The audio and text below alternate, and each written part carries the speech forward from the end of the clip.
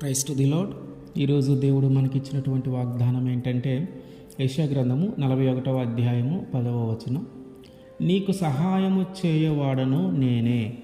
ఆమేన్. కొన్నిసార్లు మనము ఆశ్చర్యపోతూ ఉంటాం, నా జీవితంలో ఇది జరగదనుకున్నానే, ఎలా జరిగింది? ఇది జరగాలంటే ఖచ్చితంగా పలానా వ్యక్తి సహాయము చేయాలి, ఆ వ్యక్తి సహాయము చేయకుండా ఇది జరగదు అని నేను అనుకున్నాను, కానీ నా జీవితంలో ఇది జరిగింది, ఎలా జరిగిందా అని మనం ఆశ్చర్యపోతూ ఉంటాం. ఒకవేళ మనం అట్లాంటి పరిస్థితుల్లో కానీ మనం ఉంటే, మన జీవితంలో ఈ మనుషుల సహాయము లేకుండా ఆశ్చర్యకరమైన రీతిలో ఒక పని జరిగిందంటే అది ఖచ్చితంగా దేవుని యొక్క సహాయాన్ని బట్టే మనకి జరిగింది.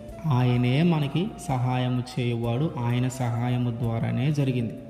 మనం అనుకుంటున్నాం, మనం ఆశపడుతూ ఉన్నాం, పలానా వ్యక్తి సహాయం చేయాలి, పలానా వాళ్ళు ఆదుకోవాలి, పలానా వాళ్ళు సహాయము చేస్తేనే దీని నుంచి బయటపడగలమని మనము మనుషుల సహాయము కొరకు ఎదురు చూస్తూ ఉన్నాం.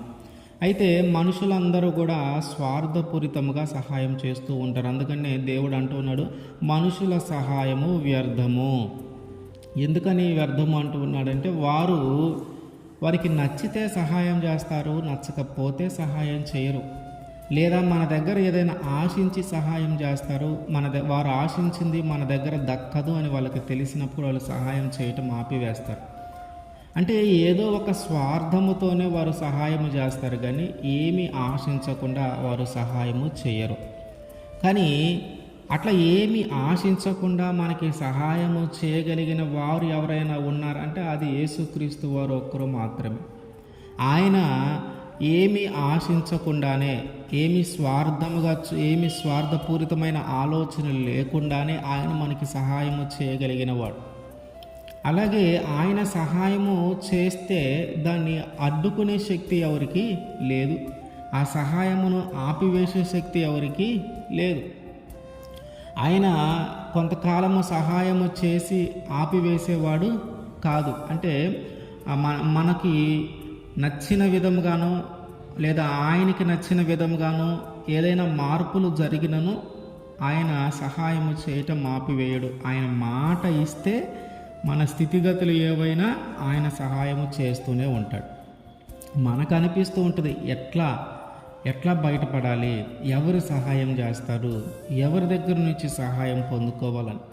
గిద్యోను కూడా ఆ మిద్యానీయుల నుంచి విడిపించాలి అని చెప్పినప్పుడు, అయ్యా నేను దేని సహాయం చేత వారిని విడిపించగలను, ఎట్లా నేను విడిపించగలనయ్యా, నాకు సహాయం చేసేది ఎవరంటే నేను నీకు తోడుగా ఉంటా, నేను నీకు సహాయము చేస్తా, ఒక్క మనిషిని పడవేసినట్లుగా వారిని పడవేస్తా, ఒక మనిషిని జయించినట్టుగా వారిని జయిస్తావు అని చెప్పి దేవుడు సహాయము చేయటం ద్వారా గిద్యోను ఆ మిద్యానీయుల మీద విజయము సాధించాడు.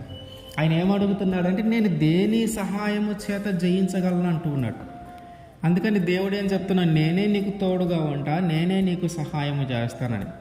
ఎట్లాగైతే గిద్యోనుతో దేవుడు ఆ మాట మాట్లాడుతూ ఉన్నాడు, అట్లాగే మనతో కూడా దేవుడు మాట్లాడుతూ ఉన్నాడు, నేనే నీకు సహాయము చేసేవాడను, నేనే నీకు సహాయము చేస్తాను.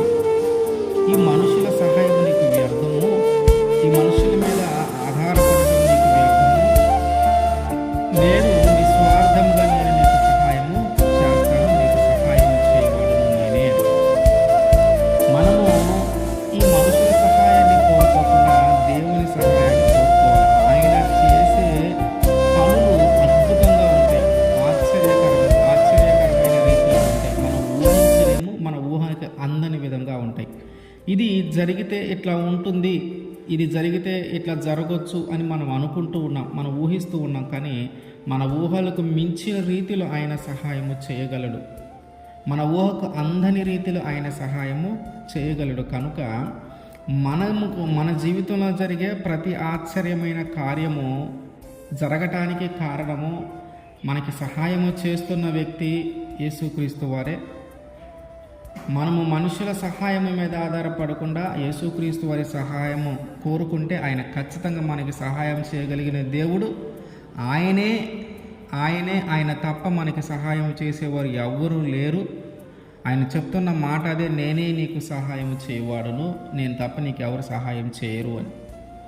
ఆయన మాట ఇచ్చాడంటే ఖచ్చితంగా నెరవేర్చే దేవుడు కనుక, ఆయనే మనకి సహాయం చేయగలిగిన దేవుడు కనుక మనము ఆయన సహాయం కొరకు ఎదురు చూద్దాం.